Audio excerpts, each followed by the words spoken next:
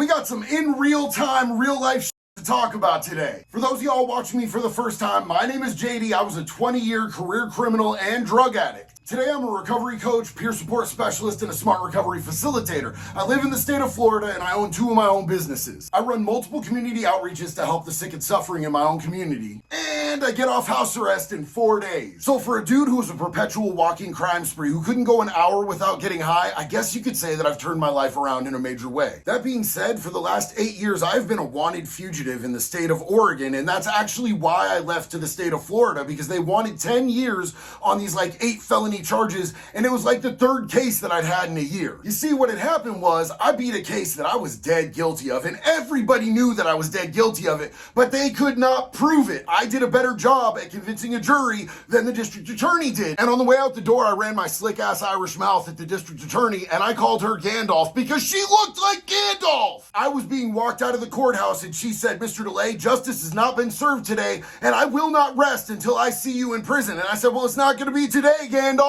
Was it the smart thing to do? Was it the right thing to say? Was that the right person to piss off? Absolutely not. And that's why they kept throwing cases at me. But look, historically speaking, I don't have the best record when it comes to making proper decisions for keeping my own personal freedom. So I was definitely not shocked when I was arrested 2 months later on a similar case to the one that I had just beat, with the same exact prosecutor leading the charge. And I've made a short about this, so some of you guys might have some idea of what I'm about to talk about, but I wasn't able to pack in nearly any of the details or what the whole thing was about in that short. I mean, it's 60 seconds, bro. What are you gonna really talk about? So today we're gonna get into the real meat and potatoes of what happened with that situation. If you have watched my full length before, you know what time it is. Let's fucking go!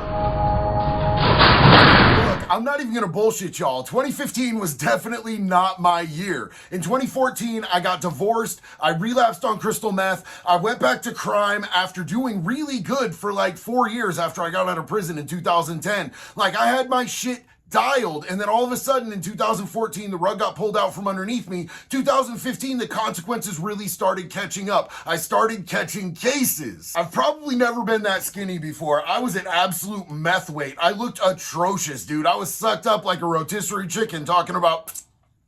I'd been out of the game for years, so most of the good plugs that I had were either in prison or they got sober or they moved to other places. It seemed like every trap house that I'd be kicking it at seemed to be getting raided. And look, I've always had this attitude that served me kind of well in a lot of situations, but this year it was not helping me at all whatsoever. If it's gonna be me or you, it's gonna be you.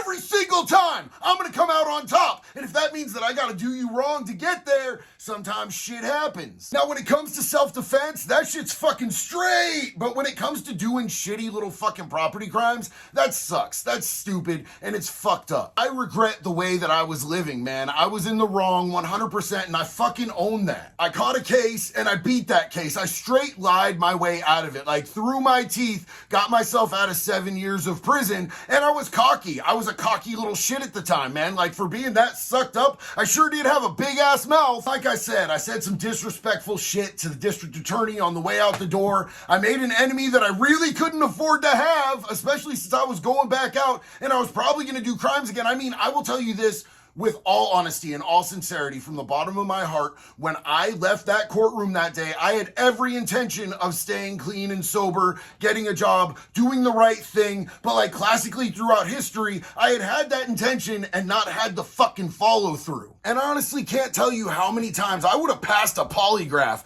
saying that I would never do meth again, I would never do a crime again, that I was going to turn my life around, but none of it meant anything until I was willing to work a program. I had to surrender to something outside of myself, because my own best thinking kept getting me in the same place over and over and over again. I would try to moderate my use. I'm only going to do meth on the weekends. That doesn't work. Have you ever seen somebody casually do crystal meth? Me either. It doesn't exist.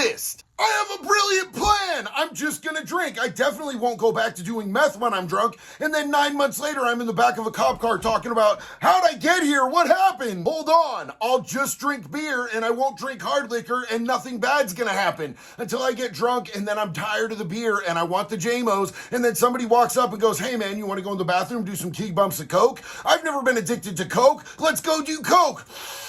And then the next thing I know, I'm hitting somebody up for an ounce of meth because I hate coke. I hate that high. It only lasts 15 minutes. Then I want more coke, and I can do meth, and I can be good for like hours or days. And then shit, I'm in the back of a cop car again. That was my cycle. That was my insanity. That was how I lost 20 years to this lifestyle that I really didn't even want to be in. But it was weird because this case was super weak, and it was all based on testimony. There was no actual physical evidence that I was anywhere near that crime or had anything to do with it. They literally just had one person, Booty Dart Crystal, who actually admitted to doing the crime, and they were like, well, was JD with you? Because if JD was with you, we'll offer you a better deal. And she was like, oh, a better deal? Bet. Yeah, JD was there. And I had just beaten a rock solid airtight case, but I had a bad feeling about this one. So I left town because they were looking for me really hard. They were literally kicking in trap house doors and asking for me by name. They were harassing people, asking for my whereabouts. And I was like, you know what? This is too much. I'm out of here. I went to Portland. Portland's a much bigger place. I thought that I would be able to blend in. It didn't work. They had me within 3 days of getting to Portland,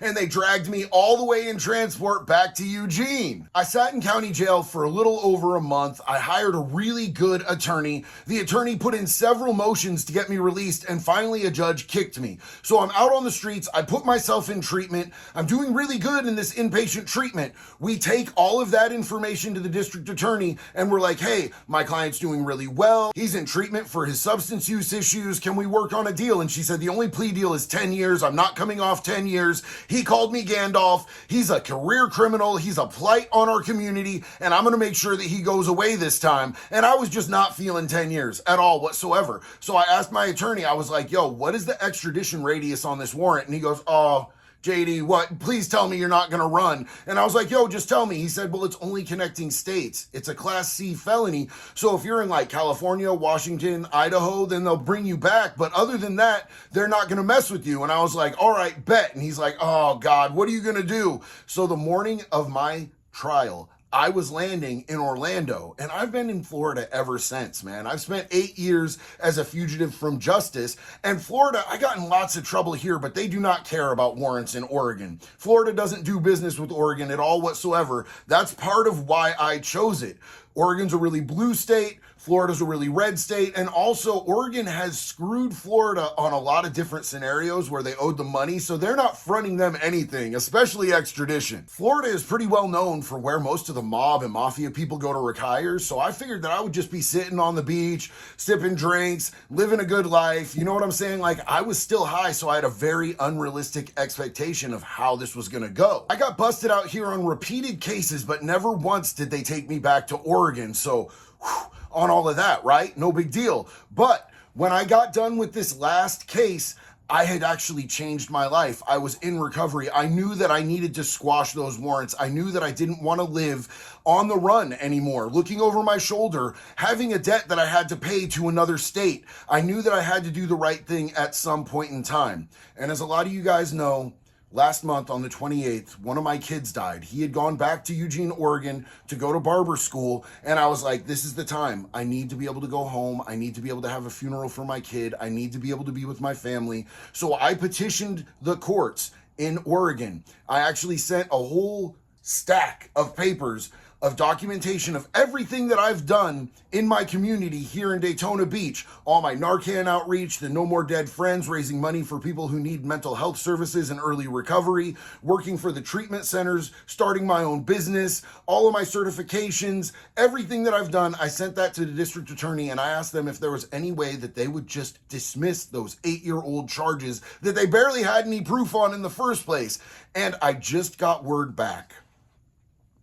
On January 11th, she took it before a judge. And this judge actually was the prosecutor in the case back in the day in 2006, who put me in prison. But when she saw everything that I've done to change my life, she dismissed all charges against me, and I am no longer a fugitive from justice anywhere in the world, man. I have no warrants. I am a free man, other than finishing up this house arrest and then 2 years of probation. But this is the freest I've been in a long time, y'all. I can go back home and spend some time with my family. I can have a funeral for my kid. I get all of these blessings. But yo, if I hadn't been doing my life the right way, if I hadn't been in recovery, if I hadn't been working to help other people, if I hadn't been working to make amends to the community that I had damaged, none of this ever would have happened. I know that. I know that they wouldn't have dropped it if I hadn't been doing the right thing. And that's part of what I want to impart to you guys with this video, man. Like, when you just take the next right step in the next right direction, you never know what blessings might be right around the corner. Instead of doing a 10-piece in prison in Oregon, I spent the last 8 years in Daytona Beach. That is a huge blessing, but I'm going to tell you something about blessings, you guys. From my experience, with a blessing, every blessing comes a responsibility. And the responsibility that I feel that I have now that I've been granted the opportunity with this blessing, is that I need to do something to make amends to my community back in Oregon that I did so much damage to. So I'm still figuring that out. I'm wrapping my mind around it. All of this is really sudden, but I promise you, you guys will see me doing something in Eugene, Oregon to help the community that I have damaged, to make up for some of the damage that I did years and years ago, because that's who I am in recovery. That's one of the principles that I live by today, and that's part of the reason that I got this blessing in the first place, I assure you. Here we go again with the content creator shit. Please like, comment, and subscribe. No, seriously, like, please do that if you like me. It would help me out. I appreciate each and every one of you guys who's been riding out with me, man. This has been the latest thing that has happened in my life that has been huge, and it's been like a huge weight lifted on my back. It's something that's off my shoulders. I ain't got to look behind me no more. Like, I can finally go home. So I really wanted to get on here and give you guys like a full detailed description of like what exactly was going on and what it means for me in real life. One love, baby. Be good or be good at it.